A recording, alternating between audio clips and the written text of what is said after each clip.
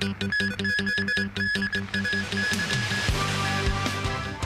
financial secretary says the city will see a deficit of over $100 billion this year. And Israel expanding its ground offensive to every part of the Gaza Strip.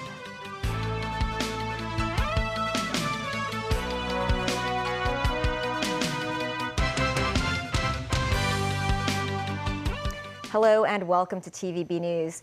Pro-democracy activist Agnes Chow, who was released on bail after being arrested for an alleged national security offense, revealed that she had moved to Canada and would not return to Hong Kong. Earlier, she received permission from Hong Kong authorities to study in Toronto on the condition that she return to the SAR to report to police during school breaks. Police condemned the irresponsible behavior and, without naming her, urged her not to become a fugitive and take, quote, a path of no return. Jackie Lin has our top story. Agnes Chow, one of the most prominent faces during the city's 2014 pro-democracy protests and 2019 anti-extradition movement. Chow is also the co-founder of the now disbanded pro-democracy party Demosisto. In August 2020, she was arrested by National Security Police for alleged collusion with foreign forces and was later released on bail. The case involved media mogul Jimmy Lai and the alleged use of overseas accounts to support a group that called for foreign sanctions of Hong Kong. In a separate case, she was sentenced to 10 months behind bars in November 2020 for her roles in the protests outside the police headquarters in June 2019. After completing her jail sentence in June 2021, Chow has observed bail conditions for the national security-related case, including reporting to police regularly and surrendering her travel documents. Sunday night, Agnes Chow broke more than 2 years of public silence in a social media post, announcing that she had left Hong Kong to pursue a master's degree in Toronto, Canada in September. She said considering the situation in Hong Kong, her personal safety, her physical and mental health, she decided not to return to the city later this month and probably won't return to Hong Kong for the rest of her life.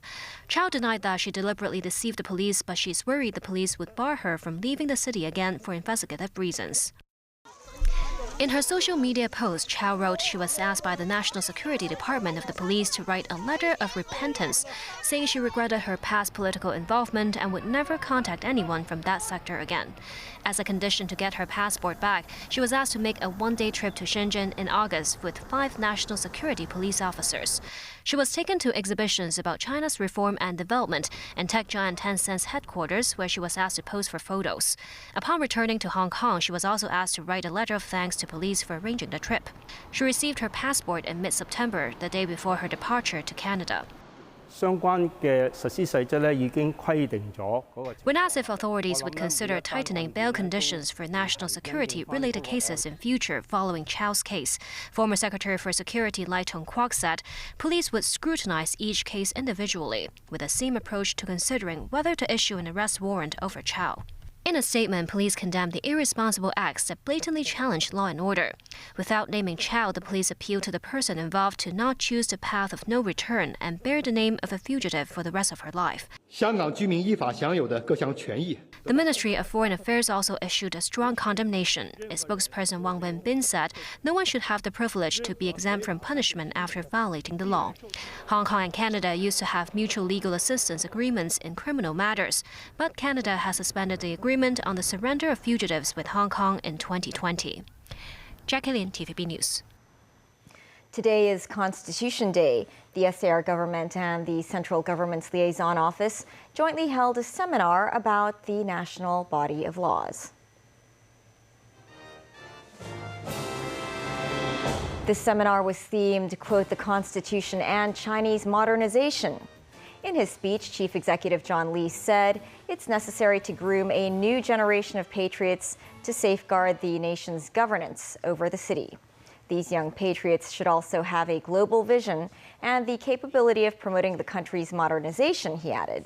Zheng Yanxiong, director of Beijing's liaison office in Hong Kong, reiterated that national security is the prerequisite of the nation's modernization, and safeguarding it is the important constitutional duty of the SAR. On December 4th, 1982, The present Constitution of the People's Republic of China was adopted at the 5th session of the 5th National People's Congress, accorded with the highest legal status and legal effect in the country. Financial Secretary Paul Chan predicted the city will record a deficit of over $100 billion this year. He stressed the government is capable of tackling the challenge. The deficit figure makes up around 30 to 40% of the SAR's GDP. This, as the finance chief emphasized, the economic hurdle will be even higher next year. Chan also predicted Hong Kong's exports will continue to face pressure owing to unstable external economic conditions, but he said he remains hopeful for the SAR's future with the return of growth in personal consumption and tourism. The Israeli military today renewed its calls for mass evacuation from the southern town of Khan Yunis, where tens of thousands of displaced Palestinians have sought refuge. Israel is expected to widen its ground offensive, moving troops from the north to the south. This follows a week-long ceasefire that ended on Friday. More than 15,500 Palestinians have been killed in Gaza since Israel launched the war in response to Palestinian group Hamas's October 7th attack on Israel that resulted in 1,200 deaths. Nazvi Karim has more. Israeli flares may be lighting up the sky over Gaza, but they bring with it only dark news. Move to safe areas, Israel is telling Palestinians. Khan Yunis in the south is a dangerous combat zone, leaflets dropped from the sky reportedly said. But it's a trap, says Hamas's Lebanon-based spokesperson Osama Hamdan during a press conference. He said the initial pre-truce order for Palestinians to move from the north to the south was simply Israel's way of concentrating the population in order to massacre them. As Israel's military prepares for an expected expansion of its ground assault, targeting Hamas infrastructure in the south, residents in and around Khan Yunis have been told to move west or south to Rafah on the border with Egypt. Airstrikes are now raining down across the Gaza Strip, with dozens of deaths in the Jabalia refugee camp in the north, as well as areas in Khan Yunis in the south. Hospitals are struggling to cope, said British-Palestinian doctor Ghassan Abu Sitta, who served in Gaza's Al-Ahli hospital for 40 days until November 18th. The situation is absolutely catastrophic. I get asked, what's the difference between this war and the previous wars I had worked in Gaza or in Yemen and in Syria and Iraq. And it's the difference between a flood and a tsunami. You have been kind of almost engulfed by this dark wave of death when you were there. And then on the day that I left Ahli Hospital, we just ran out of everything. We could no longer put patients to sleep, and the operating room had to stop. A 7-day truce ended on Friday after more than 100 Hamas-held hostages were released and around 240 Palestinian prisoners in Israeli jails were freed. Israel has since resumed intense airstrikes, and reports indicate its tanks and troops were closing in on southern areas of Gaza. US and Qatari officials say they are working hard to bring Israel and Hamas back to the negotiating table for a new truce. Meanwhile, Karim Khan, chief prosecutor for the International Criminal Court, said an investigation into Hamas's October 7th attack and Israeli forces' bombing of Gaza is a priority for his office. Khan, who met Israeli and Palestinian leaders, also expressed concern over extreme settler violence against Palestinians in the occupied West Bank and demanded more humanitarian aid into Gaza. The United Nations said around 108 trucks entered Gaza on Sunday, a fifth of the volume before the October 7th attack. Nazvi Karim, TVB News. Ballistic missiles fired by Yemen's Houthi rebels struck 3 commercial ships in the Red Sea on Sunday. A U.S. warship in the region shot down 3 drones in self-defense during the hours-long assault, the U.S. military said. The Iranian-backed Houthis claimed responsibility for 2 of the attacks. The strikes marked an escalation in a series of maritime attacks in the Middle East linked to the Israel-Hamas war. NBC has the story. U.S. defense officials confirming to NBC News the USS Carney responded after 4 attacks on 3 civilian ships in the Red Sea off Yemen At one point, the Carney shot down a drone heading toward it. The U.S. not sure whether the Carney itself was a target. One of the attacks hitting a British merchant ship.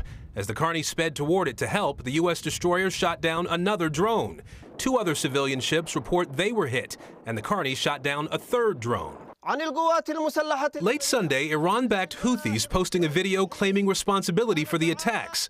Houthi rebels took control of much of Yemen in 2014 and were considered a terrorist organization by the U.S. government until 2021. The Houthis calling the Red Sea strikes a show of support for Palestinians in Gaza, part of a series of recent incidents in that region. This edited Houthi video with faces blurred that was released in November shows a helicopter landing on an Israeli cargo ship, armed soldiers quickly taking control and taking the ship back to Yemen. The USS Carney is part of the Gerald R. Ford aircraft carrier strike group, sent to the Mediterranean Sea after the Hamas attack in Israel. The Carney alone responsible for shooting down Houthi drones 3 times in the last 6 weeks. It's a provocation. We'll see some reaction. But again, I think Secretary Austin will try and keep it below the threshold of causing wider war. U.S. forces have also been facing threats on land. Bases in Iraq and Syria have come under attack by militia groups supported by Iran approximately 75 times in the last 2 months, injuring dozens. A French man is facing charges of murder in connection with a terrorist organization. This after a German-Filipino tourist was stabbed and killed near the Eiffel Tower on Saturday. 2 others were injured in the attack. Named by prosecutors as Armand Rajabpour Mian Doab, born in 1997, authorities say he pledged allegiance to Islamic State in a video posted before the attack. The suspect was arrested and is in custody. Prosecutors confirmed he had been receiving psychiatric treatment and was under surveillance. His mother raised concern Armand was isolating himself, but investigators had found nothing illegal. Politicians held an emergency meeting to review the handling of the, quote, most dangerous individuals. The incident comes less than a year before Paris hosts the Olympics. President Xi Jinping met Belarusian President Alexander Lukashenko in Beijing today. Xi spoke with Lukashenko for 3 hours at the Diaoyutai State Guest House. Saying he was glad to see his old friend, Xi said the 2 leaders agree on a pathway for the development of bilateral relations and have made significant progress in fostering projects in Beijing's Belt and Road Initiative. The Belarus economy is weighed down by sanctions because of Lukashenko's close ties with Russian President Vladimir Putin and his support of Moscow's invasion of Ukraine. Xi said he views China's relations with Belarus from a strategic long-term perspective and opposes outside forces interfering in the country's internal affairs. It is Lukashenko's 2nd trip to China this year, having visited in February. Still ahead, a volcanic eruption in West Sumatra in Indonesia, killing 11 climbers. And a broken engine fan blamed for yesterday's China Eastern Airlines flight diversion.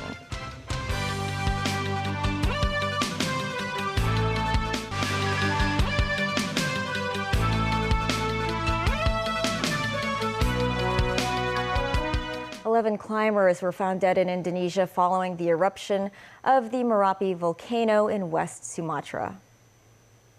3 people near the crater had to be rescued. Another 49 were evacuated. Several of them were rushed to hospital with burns. A smaller second eruption meant the search for 12 more missing climbers was suspended.